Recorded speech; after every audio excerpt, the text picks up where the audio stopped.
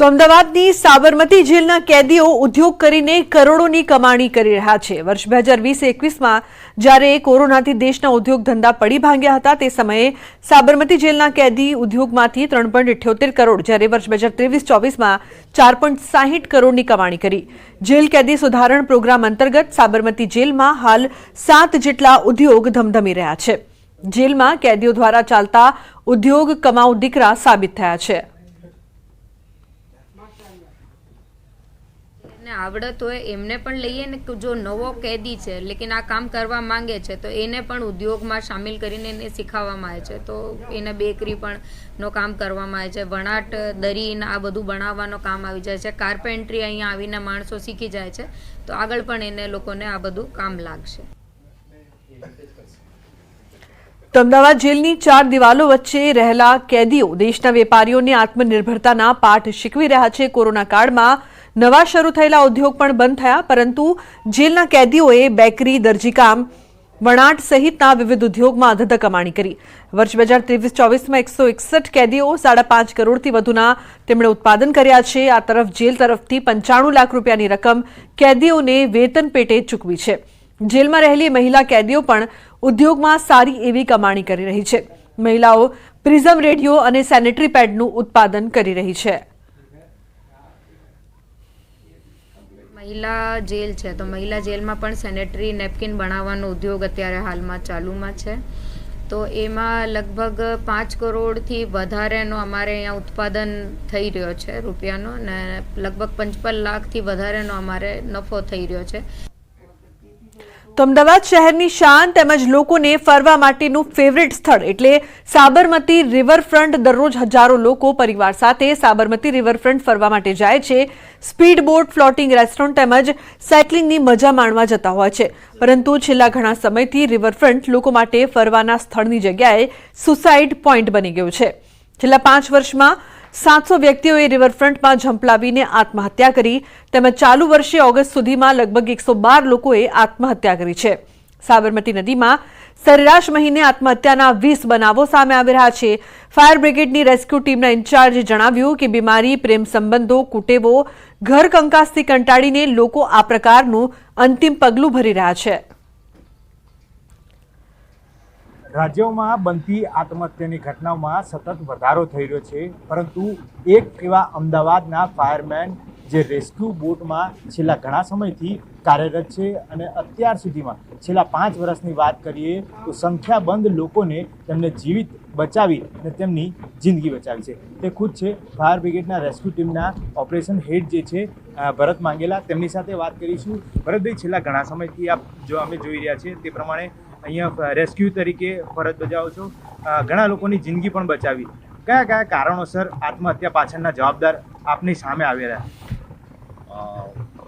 અત્યારે અલગ અલગ કારણો સામે આવી રહ્યા છે કે ઘર કંકાસ હોય કે પછી દેવું થઈ ગયું હોય કે પછી એને માનસિક બીમારી હોય વધતા કે ઘણા લોકો ઓવરએજ જે એકલવાયુ જીવન જીવતા હોય પછી દેવું પછી ઘરના મેં જે તમને કીધું એ પ્રમાણે અને અલગ અલગ જે કારણો બધા આવી રહ્યા છે તેની અંદર ઘણાને કુટેવો હોય, બધી લતો હોય, એના કારણે અલગ અલગ કારણો આવી રહ્યા છે સામે। બિલકુલ, અત્યાર સુધીની વાત કરીએ તો ચાલુ વર્ષે લગભગ જે આંકડો મળી રહ્યો છે 120 લોકોએ મૃત્યુને મોતને ભેટ્યા છે। કારણો ઘણા બધા સામે આવ્યા છે। કેટલા લોકોને અત્યાર સુધીમાં આપણે જીવિત બચાવ્યા હશે અને તે લોકો આપને મળતા હોય એમના ફેમિલીવાળા તો કેવા પ્રકારની વાતચીત કરતા હોય, કેવા કરુણ દ્રશ્યો સર્જાતા હોય? ઘણામાં કેમ કે અમને ડેડ બોડી અત્યાર સુધીમાં ક્યારેક ડેડ બોડી અમને મળી હોય કે પછી કોઈ સુસાઇડ કર્યું અને ઘરવાળાને ખબર પડી ગઈ તો એ લોકો કરુણ અને એકદમ આક્રંદથી રોડ કકડ રિવરફ્રન્ટમાં કરતા હોય છે। કેમ કે ઘણાના તો વાઇલ્સ હોય, પુત્ર એકનો એક પુત્ર હોય છે પણ એ લોકો વિચારતા નથી આત્મહત્યા કરવા માટે એટલે અને એમનું આધાર છીનવાઈ જતો હોય છે એકના એક પુત્રના કારણે। એટલે ઘણા બધા કારણો અત્યારે એ છે। અત્યારે જે કીધું 120 લોકોએ અત્યારે ઓગસ્ટ મહિના સુધીમાં આત્મહત્યા કરી છે, એમાં 26 થી 27 લોકોને જીવ બચાવવામાં આવે છે। તો સાબરમતી નદીમાં ઝંપલાવીને આત્મહત્યાના ચોંકાવનારા આંકડા સામે આવ્યા છે। 2020 થી 2022 સુધીમાં આત્મહત્યાના બનાવોમાં સતત વધારો થયો છે। 2020માં 142 લોકોએ નદીમાં ઝંપલાવીને આપઘાત કર્યો હતો, જ્યારે 2021માં 179 અને 2022માં 211 લોકોએ આપઘાત કર્યો હતો. સૌથી વધુ આત્મહત્યા સરદાર બ્રિજ પાસેથી કરવામાં આવી છે.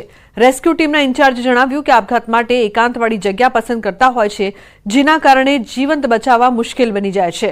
હાલ રિવરફ્રન્ટ તરફથી અલગ જગ્યાઓ પર હિંમત આપતા સ્લોગન્સ અને હેલ્પલાઇન નંબર પણ લખવામાં આવ્યા. ફાયરની રેસ્ક્યુ ટીમે 700 જેટલા લોકોમાં 153 જેટલા લોકોને જીવિત બહાર કાઢીને નવજીવન બખ્શ્યું છે.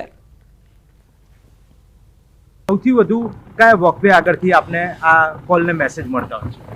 અત્યારે જ્યાં પબ્લિક બેઠી હોય ત્યાં લોકો ઓછી આત્મહત્યા કરે છે, જેથી કરીને કોઈ પબ્લિક જોઈ જાય અને બચાવી લે. પબ્લિક પણ બચાવી લે છે. ક્યારેક વોકવેની અંદર પોલીસ પેટ્રોલિંગ કરતી હોય કે સિક્યુરિટી હોય તો એ લોકો પણ બચાવી લે.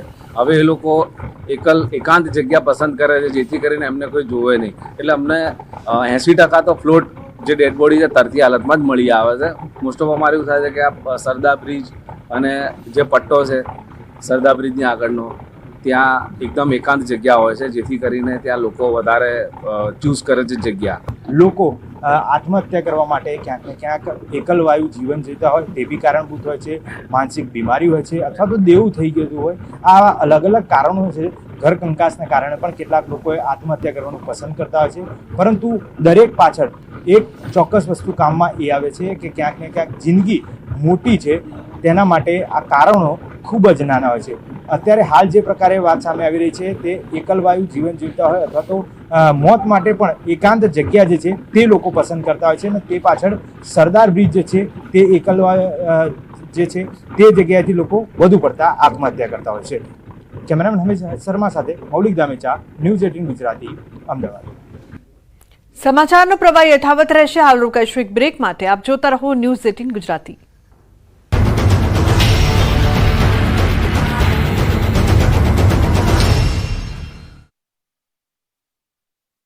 વાઈ રહી છે. ગણેશોત્સવ નિમિત્તે મહેસાણામાં ગાયકવાડી ગણપતિ મંદિરે ગણપતિ દાદાને પોલીસ દ્વારા ગાર્ડ ઓફ ઓનર અપાયું. મહેસાણાના મુખ્ય બજારમાં આવેલું સિદ્ધિવિનાયક ગાયકવાડી ગણપતિ મંદિર લગભગ 111 વર્ષ જૂનું છે, જ્યાં ગાયકવાડ દર્શન કરવા માટે આવતા હતા, જેઓ ગણપતિ દાદાના પરમ ભક્ત હતા, જેઓએ ગાર્ડ ઓફ ઓનરની શરૂઆત કરી હતી.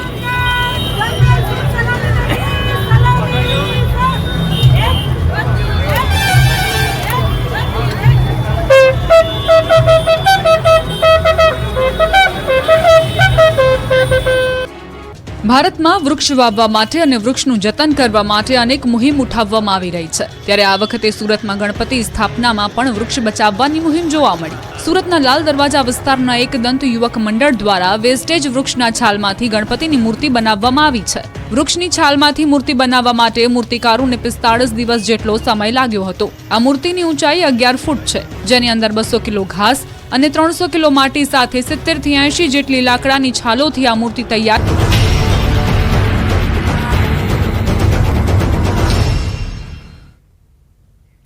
Welcome back. સમાચારમાં આગળ વાત કરીએ તો